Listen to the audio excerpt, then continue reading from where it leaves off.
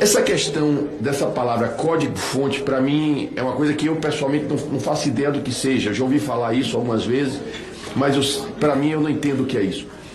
Quando o senhor diz assim, o código-fonte ele é feito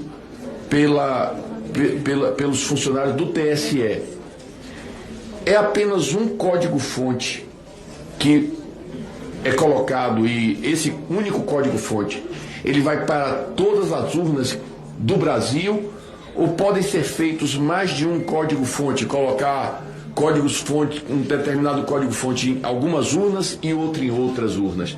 É só essa pergunta porque é realmente uma curiosidade que eu tenho. Vamos lá, o código-fonte é o mesmo em todas as urnas. Assim que instalado, é solicitada a cidade.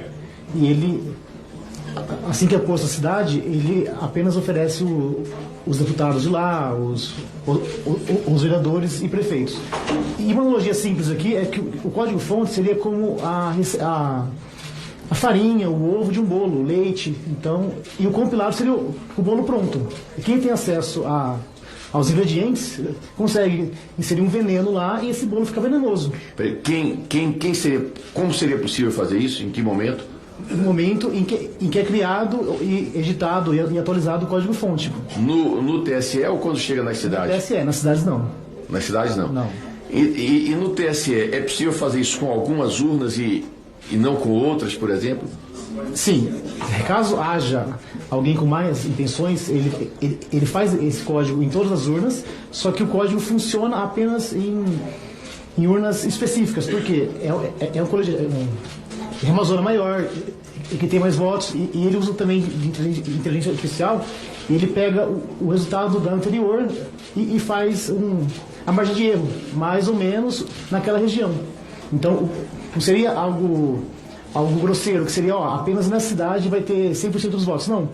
Ele faz algo que soe, que seja de verdade, não um algoritmo. Inclusive, o algoritmo é a inteligência artificial, porque ela tem essa inteligência de manipular o voto caso haja alguém mal intencionado no TSE. Eu entendi. Agora, o senhor não saberia nos responder, eu imagino, assim, como é o procedimento para operar este trabalho dentro do TSE? Se é uma pessoa sozinha, se são 20, se são 30, se eu tenho ideia de como seja? Eles dizem que são 5 pessoas, mas eu descobri que até 2018, 2019 era apenas uma pessoa, que é...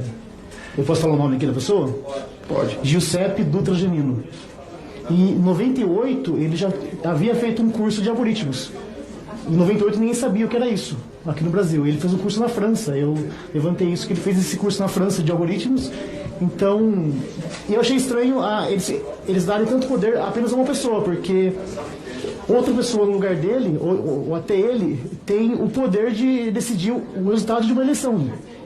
Ele vota por 200 milhões de habitantes, caso ele tenha essa má intenção.